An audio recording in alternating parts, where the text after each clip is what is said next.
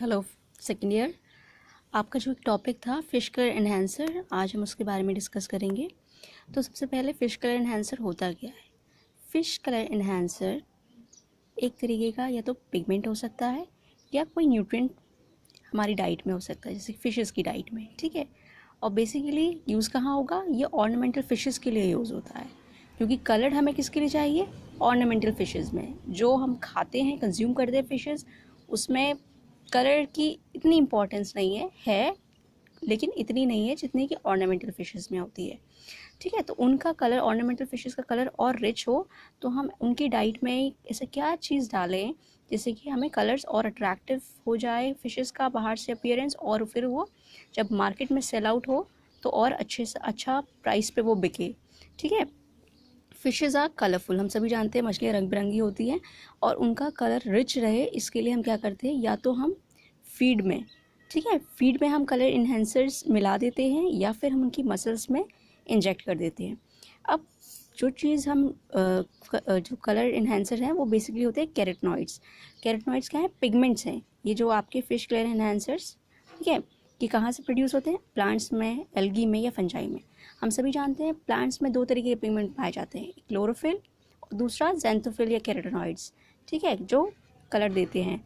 तो आप chlorophyll A B C D E type हो सकते हैं, ठीक है, और कैरोटीनॉइड हमें प्लांट से भी मिलता है, एल्गी में जैसे रेड एल्गी है ना, ब्राउन एल्गी है, रोडोफाइसी और फ्यूफाइसी में भी आपको कैरोटीनॉइड्स मिल जाएंगे, ठीक है। तो यहाँ क्या होगा, ये कैरोटीनॉइड्स एक्यूमुलेट हो जाते हैं और एनिमल को कलर देते हैं। कैरोटीनॉइड येलो ऑरेंज कलर का होता है और फैट सॉल्युबल पिगमेंट है, ठीक है, जैसे कि अभी हमने डिस्कस किया, क्लोरोफिल और कैरोटीनॉइड्स हमारे पिगमेंट्स हैं। ये एक पिगमेंट है एक्स्ट्राजेंथिन, ये एक तरीके का कैरोटीनॉइड है जो कि फ्लैश कलर को इन्हांस करने के लिए यूज़ होता है। क्या होता है कि मेरीन एल्गी जो होती है, जैसे कि आपके फिशेज़ हैं, उन्होंने आपका क्रैब्स हैं, उन्होंने मेरीन एल्गी कंज्यूम की, उसके बाद ये क्या होगा, ये जो पिगमेंट है वो इकट्ठा हो जाएगा, और पिगमेंट इकट्ठा होने के बाद फिशेज़ को और क्रैब्स को कलर देगा। बर्ड्स के अंदर भी हम देखते हैं फेदर्स में बहुत सारे कलर्स होते हैं, तो ये कलर्स भी इनकी वजह से होते हैं, इन्हीं पिगमेंट्स की वजह से, कैरोटीनॉइड्स की वजह से, ठीक है। अब यहाँ पर टाइप्स ऑफ कैरोटीनॉइड्स हैं, ठीक है, ये मैंने कुछ स्ट्रक्चर बना रखे हैं, ठीक। ये है आपका अल्फ़ा कैरोटीनॉइड, ये बीटा कैरोटीनॉइड। देखो यहाँ पे स्ट्रक्चर में डिफरेंस क्या है, यहाँ डबल बॉन्ड इस पोजीशन पे है और डबल बॉन्ड इस पोजीशन पे है, ठीक है। तो बस डबल बॉन्ड की पोजीशन पे डिफरेंस है और बाकी सब स्ट्रक्चर सेम है। और ल्यूटीन इसमें क्या है, OH ग्रुप जुड़ गया, और ठीक है। और ये आपका जियाजेंथिन, बीटा क्रिप्टोजेंथिन या लाइकोपीन, ये अल्फ़ा बीटा ल्यूटिन जियोजेंथिन लाइकोपीन, ये थोड़े इंपॉर्टेंट कैरोटीनॉइड्स हैं, ठीक है। ये ही आपके कलर एनहेंसर्स हैं। अब आते हैं सेल्स फॉर फिश कलर। देखो जो फिशेज़ हैं उनके स्किन पर जो कुछ कलर्स होते हैं जिसे बोलते हैं क्रोमैटोफोर्स, यही हैं जो उसको कलर देते हैं, ठीक है। अब यहाँ पे 3 टाइप के पिगमेंट्स हैं जिनके कॉम्बिनेशन से कलर प्रोड्यूस होता है, और भी हैं, एराइथ्रिन रेड कलर देता है, melanin black, xanthine yellow colour.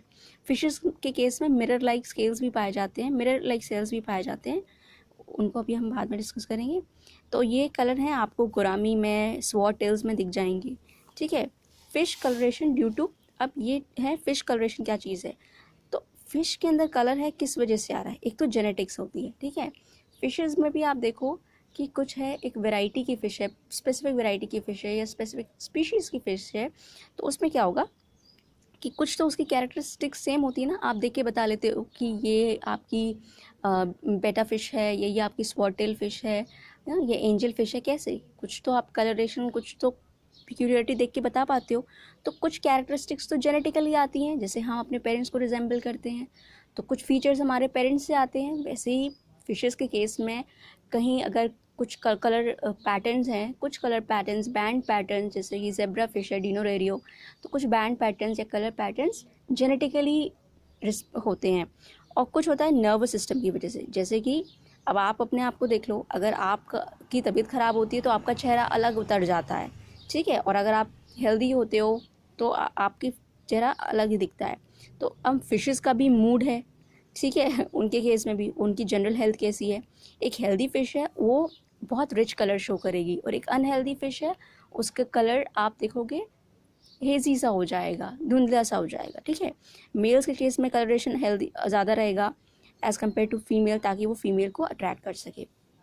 अब कुछ डाइटरी फैक्टर्स, जैसे कि अगर आप फिश को ज़्यादा अच्छा न्यूट्रिएंट दोगे या केमिकल कंपाउंड्स दोगे तो उससे भी उसका फिश का कलर अच्छा होगा उसकी स्किन में। जैसे हम लोग भी हैं, जैसे हम कहते हैं ना कि जैसा आप खाओगे आप वैसे हो जाओगे, उसी टाइप के आपकी बॉडी में प्रोटीन्स बनेंगे, जैसा आप खाओगे उसी के ब्रेकडाउन से उस टाइप के प्रोटीन बनेंगे और आपका नेचर भी वैसे ही हो जाएगा। तो कुछ एग्जाम्पल हैं एक्साजेंथिन, ग्लूटाथायोन, EPA, इकोज़ापेंटेनोइक एसिड, जो कि आपने पढ़ा था कि एक फैटी एसिड है, ठीक है। और हम सभी जानते हैं कि जो कैरोटिनॉइड्स हैं वो क्या है, फैट सोल्यूबल, राइट।